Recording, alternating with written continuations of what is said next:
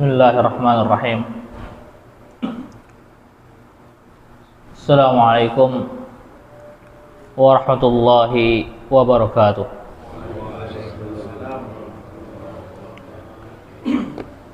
Alhamdulillahirabbil alamin. Wassalatu wassalamu ala asyrafil anbiya wal mursalin nabiyyina Muhammad wa ala alihi wa sahbihi ajma'in, amma ba'd.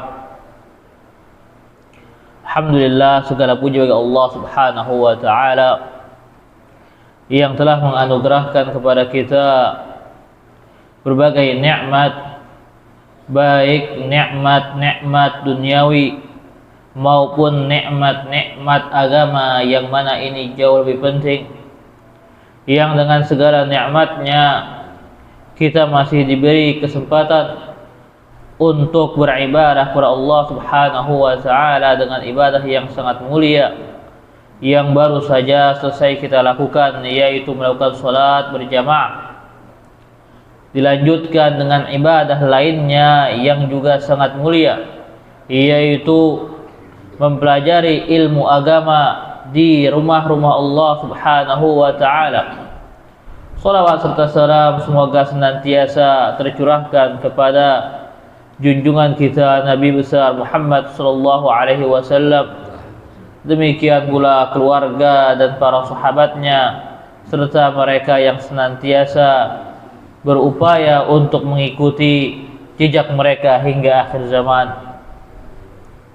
Insyaallah kita akan kembali melanjutkan pembahasan rutin kita tentang hadis-hadis dari kitab Riyadhus Shalihin, yang mana kita masih tengah membahas bab atau pembahasan terkait ikhlas kepada Allah Subhanahu wa ta'ala, serta pentingnya niat dalam sebuah amalan, serta bahwasanya ketika sebuah niat rusak maka amalan tidaklah berarti.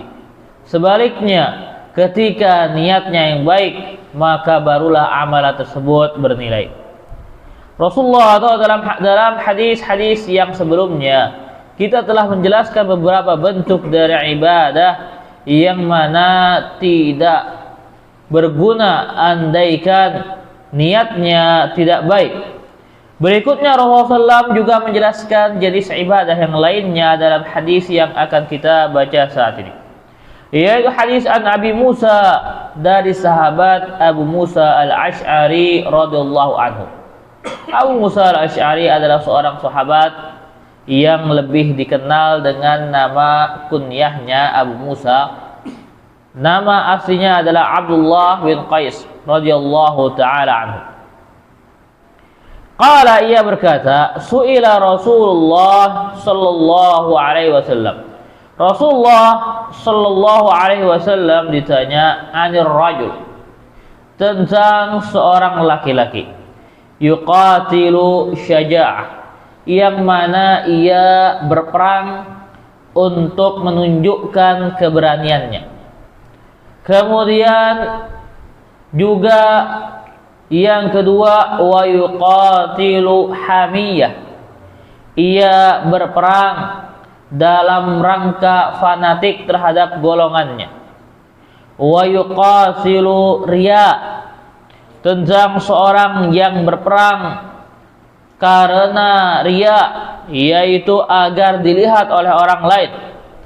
Ayyu dzalika fi sabilillah, mana di antaranya dianggap sedang berjihad di jalan Allah Subhanahu wa ta'ala. Faqala Rasulullah sallallahu alaihi wasallam, maka Rasulullah sallallahu alaihi wasallam menjawab, tidak membenarkan salah satu dari tiga orang ini, melainkan beliau mengatakan, man qatala litakuna kalimatullahi hiyal ulya fahuwa fi sabilillah. Siapa yang berperang dalam rangka meninggikan kalimat Allah Subhanahu wa ta'ala, maka ialah yang berjihad di jalan Allah Subhanahu wa ta'ala. Hadis ini diriwayatkan Al-Imam Al-Bukhari dan Muslim. Dalam hadis ini Rasulullah SAW ditanya tentang 3 jenis manusia yang seperti ini. Di antara mereka ada yang berperang karena ingin menunjukkan keberaniannya, kehebatannya, atau karena dia memang merasa ada sesuatu yang dalam perang yang menguatkan atau menarik adrenalinnya dan semisalnya. Apakah ini bisa dianggap fisabilillah? Atau orang yang kedua, ia hanya demi fanatik membela kaumnya dan semisalnya, tanpa ada niatan kecuali fanatisme golongan. Entah kaumnya benar atau salah, pokoknya saya berperang membelanya. Ya, tidak peduli kaumnya yang zalim atau yang mazlum. Apakah ini dianggap fisabilillah?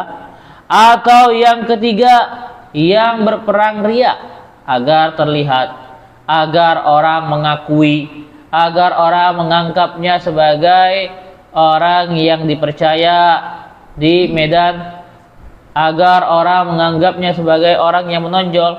Apakah hal ini dianggap fisabilillah? Maka Rasulullah berpaling dari seluruhnya, tidak menganggap keseluruhannya fisabilillah. Lalu Rasulullah menyebutkan syarat agar sebuah tindakan bertempur atau berperang dianggap fisabilillah, yaitu kata Rasulullah, man qatala litakuna kalimatullahi hiyal ulya fahuwa fisabilillah.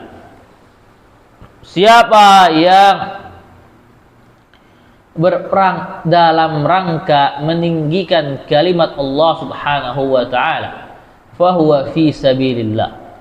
Yakni kapan sebuah jihad dianggap fi sabilillah? Jikalau tujuannya adalah murni dalam rangka meninggikan kalimat Allah Subhanahu wa taala, tidak disusupi dengan berbagai keinginan jiwa, tidak disusupi dengan berbagai ambisi, baru dianggap fisabilillah.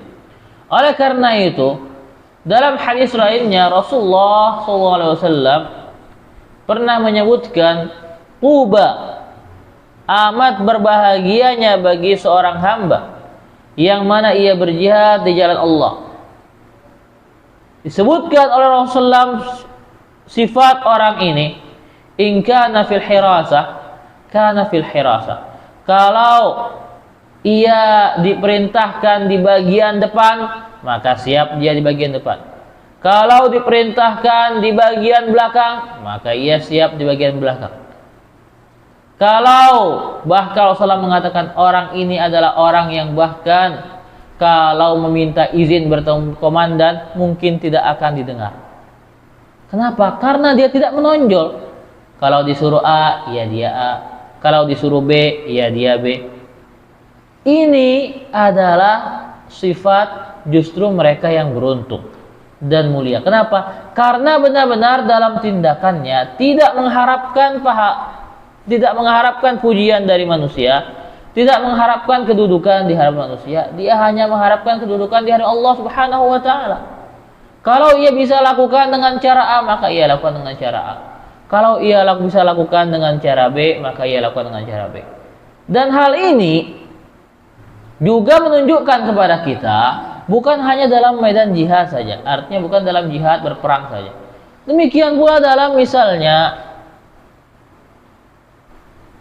perbuatan-perbuatan keseharian, keorganisasian, misalnya dalam mengurus masjid, dalam mengurus sebuah dakwah dan semisalnya. Nggak ada istilahnya posisi yang lebih keren. Yang satu di atas, tugasnya misalnya biasanya bertemu langsung atau mengatur jadwal dengan ustadz-ustadznya. Yang satu cuman misalnya dianggap nyiapin makanan dan misalnya. Selama bahkan orang yang dianggap di bawah sebut ikhlas, maka dia bisa mendapat pahala yang sama juga. Bisa mendapatkan pahala yang sama juga. Kalau yang di atas nggak ikhlas, nggak ada gunanya. Nggak ada gunanya. Dalam ta'awun seperti ini nggak ada istilahnya posisi yang lebih tinggi, posisi yang lebih rendah. Akan tapi posisinya ditentukan oleh hati kita. Apakah dalam hal tersebut kita ikhlas? Karena tentunya dalam acara-acara seperti ini atau dalam organisasi-organisasi seperti ini nggak ada istilahnya bisa yang atas kalau nggak ada yang bawah. Sama-sama saling membutuhkan. Maka demikian keadaannya. Dalam hadis ini Rasulullah mengatakan apa? Man qatala litakuna kalimatullahi al-ulya. Maka kita tanya buat niat-niat kita ketika melakukan hal-hal seperti ini, karena tentunya mungkin ini lebih gampang dipahami oleh kita. Lebih gampang dipahami oleh kita. Mungkin sebagian dari kita tidak tahu atau bagaimana bentuknya berperang jalan Allah Ta'ala. Namun kita uji niat kita ketika misalnya kita dalam ta'awun, gotong royong dalam sebuah amalan kebaikan. Apakah kita benar-benar menginginkan kebaikan itu sendiri atau ada ambisi pribadi kita di dalamnya? Kalau kita benar-benar menginginkan kebaikan, tentunya kita nggak peduli ditempatkan di posisi mana. Di posisi atas, bagus. Di posisi pertengahan, bagus. Di posisi bawah, bagus. Di posisi yang menggunakan keahlian otak, bagus. Di posisi yang menggunakan keahlian tenaga juga bagus. Nggak ada bedanya. Karena tujuannya apa? Tujuannya satu. Dalam rangka menghasilkan kebaikan. Bukan dalam rangka terlihat. Bukan dalam rangka dipuji. Bukan dalam rangka mewujudkan ambisi-ambisi pribadi. Ini adalah pertanyaan tentang niat yang seharusnya kita tanyakan kepada kita ketika melakukan gotong royong dalam perkara-perkara kebaikan seperti ini. Apakah benar kita menginginkan kebaikan atau kita mengejar sebuah ambisi pribadi? Kalau kita menginginkan kebaikan, maka kita nggak peduli di mana posisi kita diletakkan. Selama itu mendukung, maka berarti itu adalah bagian dari kebaikan tersebut. Kemudian juga hal yang perlu diperhatikan dalam sabda Rasulullah SAW ini, man qatala litakuna kalimatullahi hiyal ulya. Siapa yang berperang agar menjunjung, meninggikan kalimat Allah Subhanahu wa taala. Perhatikanlah bahwasanya kalimatullah, meninggikan kalimat Allah Subhanahu wa taala, meninggikan kalimat la ilaha illallah Muhammad Rasulullah, tidak mungkin bisa dilakukan dengan cara yang tidak sesuai dengan syariat. Allah Ta'ala jauh lebih tahu tentang bagaimana cara meninggikan kalimatnya. Maka Allah Ta'ala memberikan syariatnya. Ini syariat begini. Lakukan. Oleh karena itu, ketika seorang juga ingin melakukan jihad dan semisalnya, maka harus dengan bentuk yang disyariatkan Allah Subhanahu wa taala, dengan memenuhi syarat-syaratnya, dengan memenuhi hal-hal yang harus dipenuhi padanya, dengan berjalan dengan jalan yang benar padanya. Adapun kalau dia berjalan di luar jalan yang benar dalam hal ini, tidak mengindahkan rambu-rambu syariat dalam hal ini, tidak mempedulikan aturan-aturan syariat dalam hal ini, maka dipertanyakan niatnya. Karena kalau dia benar-benar dalam rangka ikhlas, tentunya dia mengikuti jalan yang ditunjukkan oleh Allah Subhanahu wa taala. Kenapa? Tujuannya adalah mencari pahala. Kalau memang harus bergerak, maka bergerak. Memang harus mencari pahala dengan cara bersabar, maka bersabar. Dan semisal hal itu. Tentunya ini pembahasannya tentang masalah jihad adalah pembahasan yang panjang, dibahas dalam kitab-kitab yang khusus terkait hal tersebut. Dibahas dalam kitab-kitab yang khusus terkait hal tersebut. Rasulullah SAW menyebutkan contoh tentangnya adalah karena ini yang terjadi di masa beliau. Terjadi di masa beliau dan beliau memberikan contoh dengannya. Dia telah membaca bahwasanya contoh dari hijrah, contoh dari wasiat, dan di sini adalah contoh berikutnya yaitu dari perkara bagaimana jihad. Bagaimana dianggap sebuah jihad yang benar adalah yang sesuai dengan syariat. Kenapa? Karena dalam rangka menegakkan syariat. Tidak mungkin seorang menegakkan syariat dengan cara yang bertentangan dengan syariat itu sendiri. Kemudian yang berikutnya, hadis yang berikutnya, Rasulullah SAW bersabda dalam hadis Abu Bakrah, an Abi Bakrah Nufai bin Harith Ats-Tsaqafi radhiyallahu anhu. Dari sahabat Abu Bakrah Nufai bin Harith Ats-Tsaqafi radhiyallahu anhu, anna Nabiyya sallallahu alaihi wasallam qala, bahwasanya Nabi sallallahu alaihi wasallam bersabda, "Idzal taqal muslimani bisayfayhima fal qatil wal maqtulu finnar." Jikalau kedua orang muslim bertemu membawa pedang masing-masing, saling membawa senjata, fal qatil wal maqtul finnar, kata Rasulullah, maka yang membunuh dan yang terbunuh sama-sama di neraka. Qultu ya Rasulullah, Abu Bakar berkata, wahai Rasulullah, hadzal qatil, ini kita faham, yang membunuh wajar masuk neraka, dia membunuh orang lain. Fama balul maqtul, lalu kenapa yang terbunuh juga kena? Qala innahu kana harisan ala qatli sahibihi.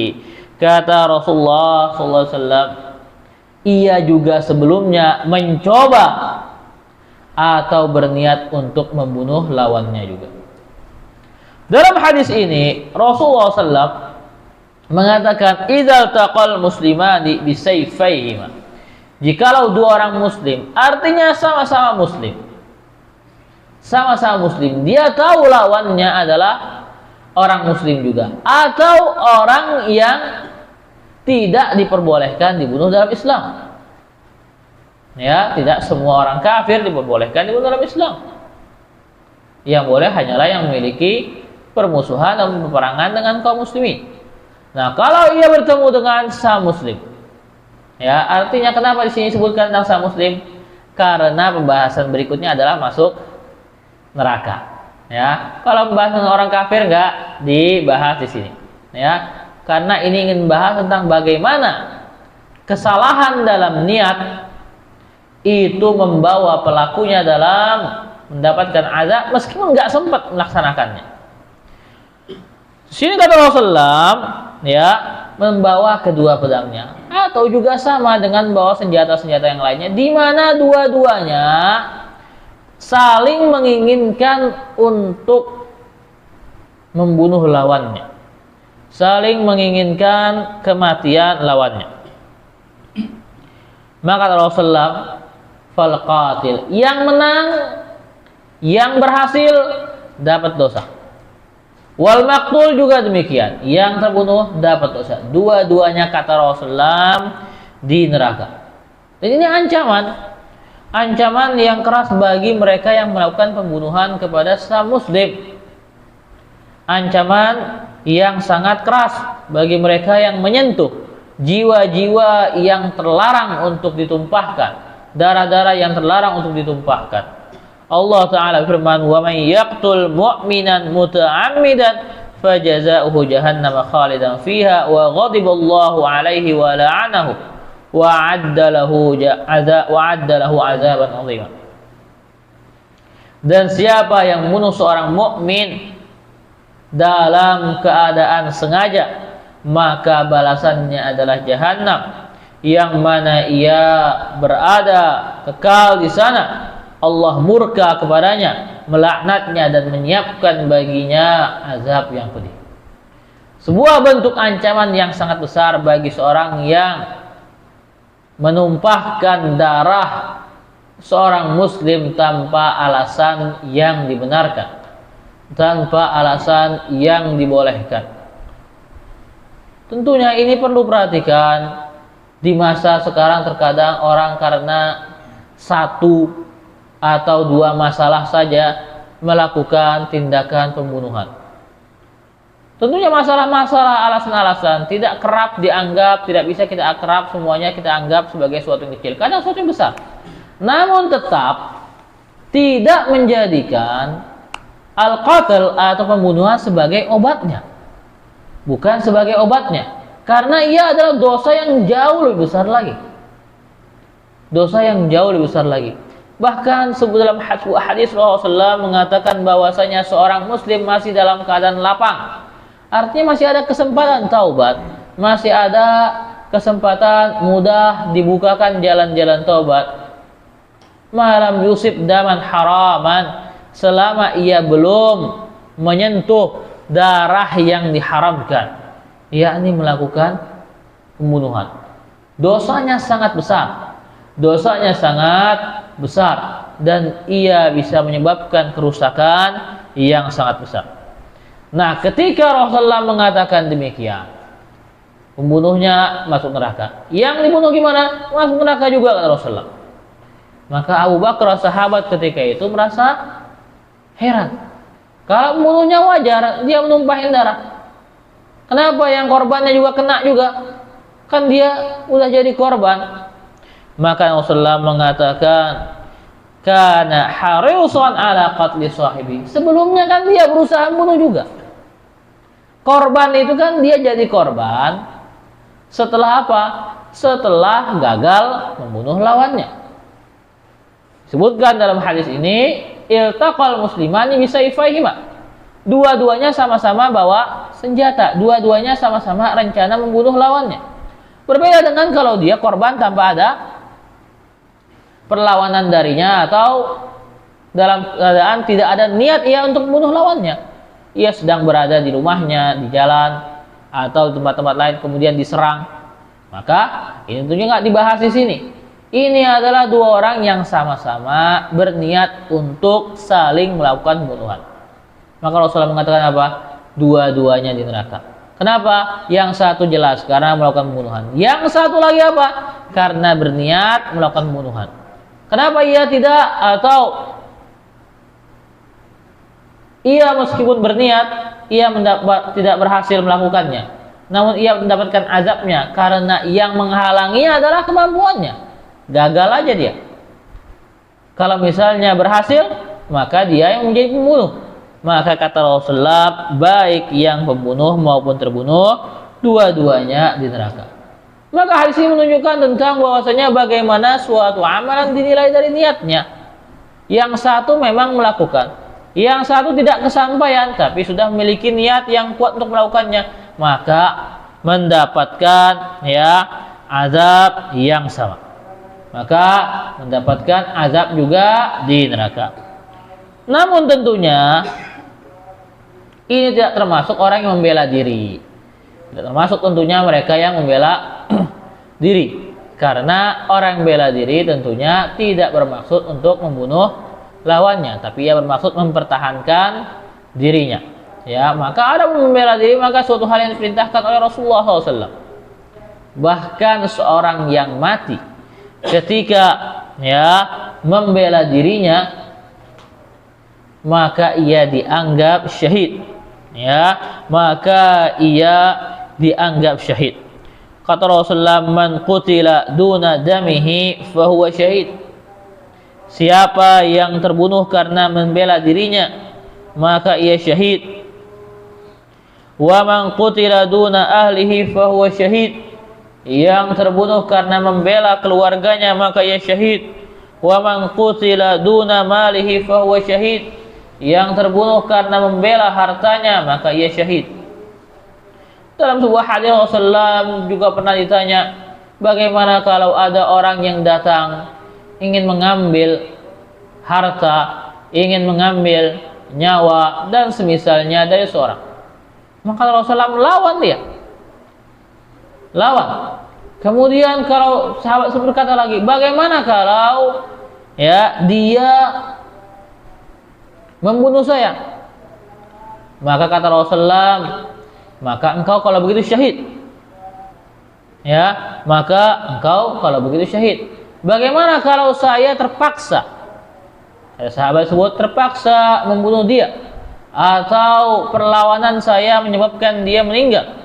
Maka kata Rasulullah, kalau begitu dia di neraka. Kenapa? Karena dia melakukan penyerangan ini. Jadi ini pembahasannya tentang dua orang yang saling ingin melakukan pembunuhan, bukan korban atau seorang yang membela dirinya. Membela diri perintahkan oleh syariat. Ya, bela diri perintahkan oleh syariat, namun tentunya harus dilakukan dengan cara yang paling mudah. Ya, artinya kalau bisa hanya dihardik maka dihardik.